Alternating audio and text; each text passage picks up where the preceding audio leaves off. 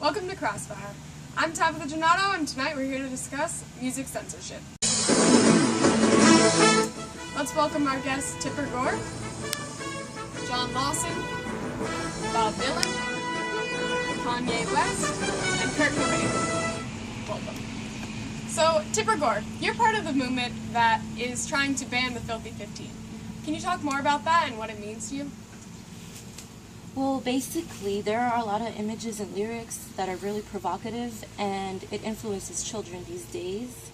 So lyrics like Kanye's lyrics, nowadays, kids really love your music, and they listen to it a lot. But I don't think that it's appropriate for them to listen to, and I think that the government should step in and do something about it, because parents really can't do much. What about my lyrics? I mean, they promote things like sex, drugs, violence, And I mean, if you're allowing your kids to listen to that Tipper, that's on you as a parent, not on me as a rapper, you know what I'm saying? I don't think anybody would want to allow their kids to do that, and I think we do our best to prevent them from listening to things like that, but we're not around all the time, so... That's something you should have considered before you had children. I mean, maybe it's not necessarily completely your fault. Maybe your kids have their own opinion upon this. I mean, they are their own person. Of course they are, but the lyrics specifically say these certain things. I mean, we all have different interpretations of our lyrics. Okay, so interpret this. If Kanye is saying, meet me in the bathroom stall, so show me if you can have it all, something like that, what is that supposed to interpret? I mean, it's art. You interpret it how you want to interpret it. You know what I mean? You know what I'm saying? Okay, so kids look up to you, they want to be like you. And they'll listen to things like, it's okay to treat women that way. For kids to want to be like you. You're right. It's probably better for them to want to be like you, huh, John Lawson? Look, what we're trying to say is that there's a lot of lyrics, and you guys do have certain lyrics or whatnot that just promote either drugs, sex, violence, and a lot of kids are listening to it with YouTubes and everything. You got your friend Nicki Minaj and Rihanna and everything promoting. I'm not Nicki. Don't bring up Nicki. Yeah, if you wanted Nicki in the interview, you should have invited Nicki. I'm Kanye. We're just using her as an example. You're part of this. Nah. Kanye's a part of Kanye. Like you ain't a part of her. Do you think your music is influential, Kanye? I mean, it's crazy because I make a lot of influential music. You know what I'm saying? Like I make a lot of music to uplift my community, and then I make a lot of music that people just want to hear. Like when you need to get like some type of artistic creation. What kind of music is that people want to hear? What is it? What is it? What kind of music? It depends on the person. I mean, you can't say I'm just a folk artist. I'm not just a folk artist. There's different people who like what I sing. They like the songs I sing. So you like your song "Everybody Must Get Stoned." Yeah. I wonder how many kids really got stoned for that. Well, that's up to a lot. Yeah, exactly. Well, no, hold on. That wasn't my interpretation of the lyrics. Who are you to tell me what I wrote in my lyrics? Who are you? Honestly. With all due respect, he heard your lyrics. You know what, Tipper? You don't have the answers. Okay. You ain't got the answers, Tipper. And what are your answers? You know what? We write music simply for entertainment. Okay. And if these kids listen to it, that's on them. You think it's okay? It's completely fine. For kids to be, completely. That's what they like to listen to. And that's what they like to listen to. Exactly. It's simply their choice. Bob Dylan, do you actually agree with say lyrics like Kanye West where they degrade a woman, made him look like a sex object, and just it promotes that and it makes other women seem that way to them, like that's what guys want. I'm not one to argue upon lyrics that he wrote. They're not my lyrics. They're nothing that I looked forward to or anything. Alright? It's simply entertainment on his part. He's able to sing what he wants. He's able to rap about what he wants. It's not up to me to decide whether that should be censored or anything like that. And I don't think it's up to either one of you to decide that either. Simply because both of you don't care about the music or the lyrics we sing. No, we care about and the lyrics. Music. Lyrics don't degrade people just like guns don't kill people. You know what I'm saying? People kill people. People degrade people. Yeah, and it's the actions of that person. I mean, if you live your lives according to my lyrics, then that's you. You know what I'm saying? Like, music is a very powerful thing. It's a very powerful tool. It can influence people very easily. Say, for instance, over here, Kurt Cobain, which talks about rape, and then talks about suicide, which influences a lot of kids to, start looking more on suicide reactions and stuff. My lyrics have no meaning whatsoever. I am a very lazy person. When I write my music, it usually comes to me last second with no meaning at all. It's you, the government, putting meaning into my lyrics. It's not me putting. I like this first. Well, your lyrics may not mean anything to you, but for the kids who are listening to your lyrics, it means something to them, and they're, receiving this message that it's okay to commit suicide, it's okay to do drugs, and I don't think that's okay for our youth. My music isn't for everyone. My music is for my fans. My fans understand what I'm writing about. And hold up, Kirk. So you heard the song, right? The Yes, I suicide did. song, yeah? Mm-hmm. Did you are you here today? Yes, I'm here today, but I am not a That's child. the end of the interview, right? You can cut the camera off. We done. Children are easily influenced. So, yeah. Look, do you have answers? Your guys' fans look up to you guys, and they listen to your guys' music and listen to your guys' I mean, I hope so. I want to be in Yeah, they company do. for them. So, you guys should really watch out to what things you guys say and the things you guys promote. All right, John. Do you have any idea of how we should censor this?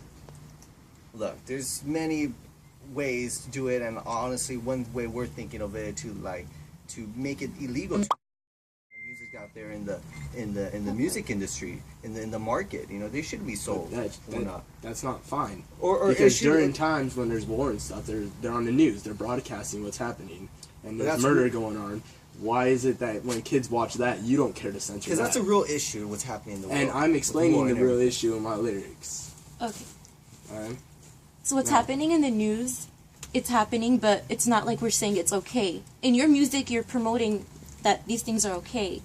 Like, you have a daughter, So Kanye. we're going to take action on some things, on things that don't matter as much, but we're not going to take action on, bigger things that we should be controlling. Well, basically, the things that are happening in the news, they are real things, and we're not saying, this is okay, that we're trying to prevent these things. We're just letting people know what's going on around us.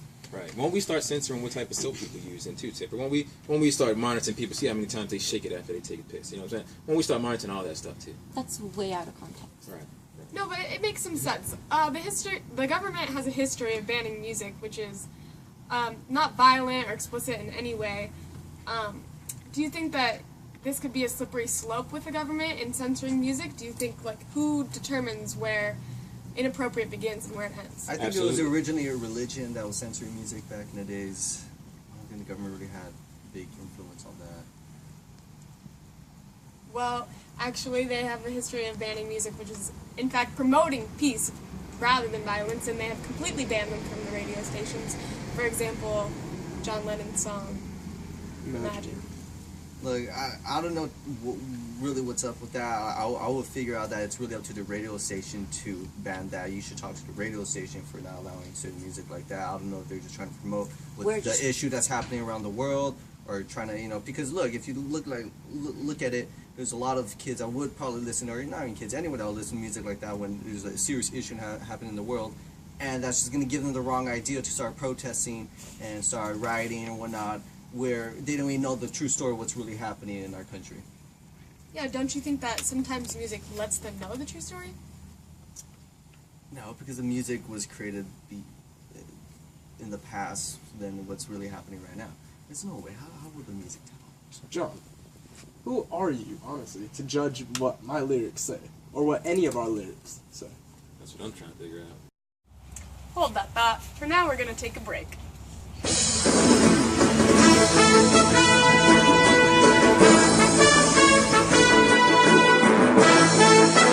Welcome back to Crossfire. Today we're discussing music censorship. We're going back to Bob Dylan's great question. Now, who are you, John? Do you mind explaining? I'm a governmental official that works with censoring anything in the entertainment business and in the media. So I basically know what I'm talking about. I know you guys don't know exactly what I'm not popular or famous like you guys, but I work with this. So you're nobody. You don't need to be someone. You don't need to be famous to be someone. Okay. Sorry, Mr. Kanye West, with your nice, luxurious $1,000 coat and your $300 glasses. You want to touch it? I've seen you looking at it all day. Your $7 sandals. Yeah, these Versace. So I just don't understand where you're coming at and why you're shooting at us. When you just say you're for all the entertainment. Have you talked to every... Music is a big part of entertainment. We all know that. It's part of all the kinds of Exactly, and so is TV. Yeah. And you got stumped when I told you about the news, but you're not doing anything to censor that. No, that's a different topic. Right now, we're trying to figure with one thing at a time. We're trying to, try to censor or help out things, one thing at a time. Like this is one step right here for us. But interpreting music is so broad, you can have different interpretations of different But songs. but watching, hold on, let me finish. But watching TV, it's one simple thing. You watch it, and that's the meaning of it. Look, you're not gonna watch a UFC fight and just interpret it different, like, oh, they're just having fun and enjoying themselves and stuff. Like, no, they're serious and they're basically promoting violence and they're very competitive Exactly, and so stuff. censor that. Yeah, well, that's the different step. Like I'm saying, that's a different issue right there. We're focusing on this issue right here with music, because music is one big thing in everyone's lives. Everyone listens to music. Not everyone watches TV. Well, I can't really say everyone listens to music, but music is more influential than what you see on TV nowadays. I mean, How is that even halfway true? I mean, Because, okay, what's on TV is basically like they're trying to capture what's like in real life, and they're showing it in like people are acting. It's a movie, like whatever, a TV show. That's not our job to look at that. We are just focusing on music. I'm sure other people are trying to stop, what's going on in the media that's inappropriate for our children to see. But I feel like music is more influential because it triggers what you feel like. If a certain child listens it's everywhere. Yeah. It's on TV. It's on the internet. It's on the radio. Music. you listen to music because you feel a certain way. You don't listen to music to change how you feel. But there's many people that just listen to music because it's popular, because it's nice, has a nice melody, and then there's lyrics behind it And you're gonna that kind of subliminally gets to them. And you're gonna just close all that down. The nice melody. There's certain regulations we can put forth that can really like regulate on music like that to not what's be the out point there of so entertainment? open to it. So what songs are you completely fine with? Look, it's like the porn industry. It's censored. It's not for everyone. It's it's like if you want to make that free and let porn be everywhere and freely for everyone to see, for all the kids and everything. No. So same thing with music. Music has the same thing. It creates the images in people's minds and everything with the lyrics, with the words. And then what makes it attractive is the melody, is the music, is behind it that what makes people enjoy it. And then they just listen to the lyrics because it's just there. That's a completely different subject, John. You're talking about the action of doing something. Porn, they're actually having sex. We're talking about doing something. We're not out here killing people. Sex. We're not out here killing, like committing suicide, literally on a music But video. you guys are talking about it, and basically, like Kurt Cobain, you have that song. What is it? Hate Me, or no? There's one that said, what is it? No, there's Rape Me, and there's one song that basically saying how you hate yourself. I hate myself and everything. Yes, that's freedom of expression, but that to be out there to all your fans and everything, like it's gonna most likely influence them to hate themselves. You ever thought about that? I haven't thought about that. I don't think about Maybe that when you I should write be when I thinking write about my that lyrics. when you write your lyrics. I don't think about things like that when I write my lyrics. My lyrics come to me like I told you before. You just don't want to listen. I've told you before. I listen to your music. I listen. My lyrics are for my fans. My lyrics come at me last second. My lyrics have no meaning. I grab poetry sometimes and throw it in my songs. Your lyrics are going to create more suicidal freaks. That's all. Do you care about your fans? I care about my personal fans, but they So understand what how are you I feel. telling your fans, like in your music? It's very sarcastic. What he's coming about with his lyrics is he's taking more emotional and history that he had. That's mostly what comes to my lyrics when I think of anything. I bring history that I had in my past life and bring it into my lyrics. I think about the government and you guys. I'll probably write a song about this whole thing later. But I bring everything that what happened in my past and I write in my lyrics because I'm evoking to all the fans that have experienced stuff like this. So I'm their good listener. So they look at my songs and they listen and they're like, wow, he actually made a difference with this. I could do the same. I'm not saying, oh, go commit suicide, go jump off a bridge, go do anything like that. Go get stoned. No, I'm explaining Everybody to them, must get this stoned, is right? what I did, and this is how I overcame it. Just like you got the Beatles stoned for the first time. Changed Then their why are lives. you talking to me and not the Beatles? Look at the Beatles. Half of them are dead. And it's pretty pricey, I'm pretty sure, to put them on a Just like the talk Beatles, show. though, the Beatles made their decisions in smoking weed, just like how children make decisions in listening to music. Yeah, so we don't want to influence Music that. We don't want enhances. more children what people do or what people feel. You can You feel know a what? certain way before you listen to a song, but after you listen to that song, you feel it's more of it. Like, I can agree with Bob. You know what I'm saying? Because a lot of rappers nowadays, like, it's not like they're trying to influence a certain type of thing. It's all they're doing is they're putting their life on a track. You know what I'm saying? Like they're putting their struggles on the track. And they're just getting it out because I mean it's not like the government is out here helping out some of these impoverished neighborhoods. You know, we're not censoring all the crazy things that are going on. Y'all just trying to censor what we put out, our right to express ourselves artistically. Like the blues music, they explained what was going on in the revolution back then. They were explaining why these black people were getting frowned upon and all this, and they were expressing to the audience. And the government wasn't helping express that to the audience. Nobody was aware of this until the blues era came. And as soon as that came, their movement started. You got to say now, John. Yep.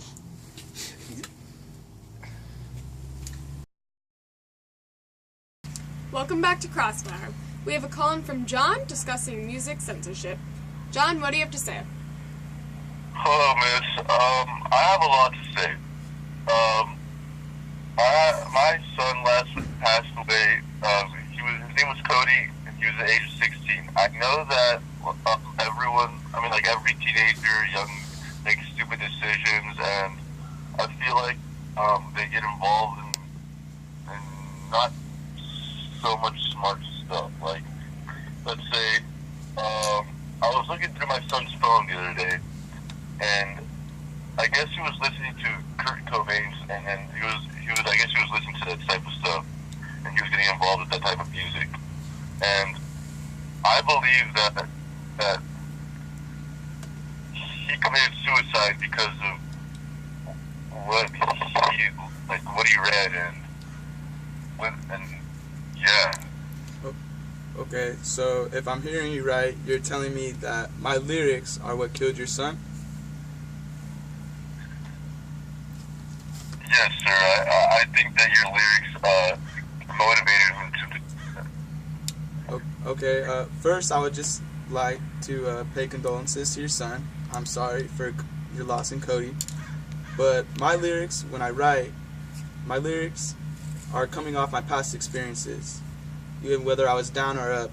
Obviously, if your son was listening to my suicidal type songs that I write, he wasn't listening to them correctly, because I'm not talking about committing suicide. I'm not talking about stuff like that. I'm talking about how to overcome suicide and thoughts like that through my experiences. Your son maybe was relating to me, but other than that, you should not be able to blame me for your son killing himself. I just feel that your lyrics make people think different kind of things, and they choose to do different things without really thinking it over. And I feel like what you did, my son wanted to do too, and I feel like you shouldn't write that kind of stuff. And I mean, were you there for your son as a father? Did you not see any symptoms in him, knowing depression or thoughts like that? Did his friends warn you that he's been acting differently? Maybe it wasn't just the music. Maybe his figures around him weren't helping him or supporting him getting through a down time in his life. I never knew that he was going through a moment like this. I just, if I would have known, I would have made this stop earlier. But it's too late. It's too late. All right, John. Can I add something really quick? Yeah. I think what I heard is that you weren't there for your child, not understanding what's going on in his life, not being there to listen to hear what type of music he's listening to and what may portray.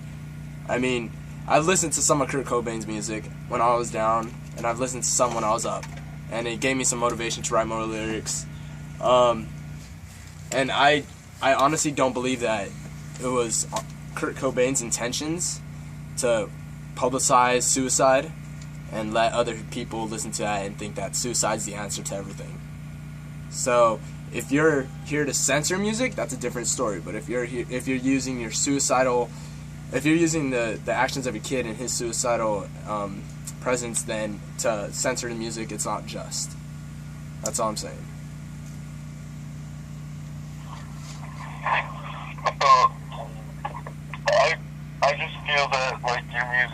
maybe it's for like what happened to you. It's everything everything you're thinking about. But I feel like when teenagers listen to that kind of stuff, I just think that it's like a motivation for them to like be like you or want to be like follow your steps and like yeah. I mean, and that's great. That's what we want from our fans. Oh yeah. All right. Thank you, John, for sharing. I think that we're done with this segment. Excuse me, I have a question. Okay, what's your name? I'm Stuart Brylee. What is your question? I have a question for Kanye West. See, we all know that music is very powerful, and we all agree that it's all like good for us in good ways. But do you think it could be also bad in a way? Well, it looks like Kanye doesn't have the answer. I mean, first off, I think that was a stupid ass question, whoever asked it. But I mean, obviously, you've been here since the beginning of the damn show. You know, I think that people can be negatively affected by music, of course. But as a listener, you have the option to choose what you. That's our point. Let him finish his point. No, that's our point, though. No. Music can really influence someone in bad ways and in good ways. All right, my brother? Man, who the hell you calling brother? No. It's not like look. You gotta not listen. like that, It could be I'm a good influential, but it has its ways.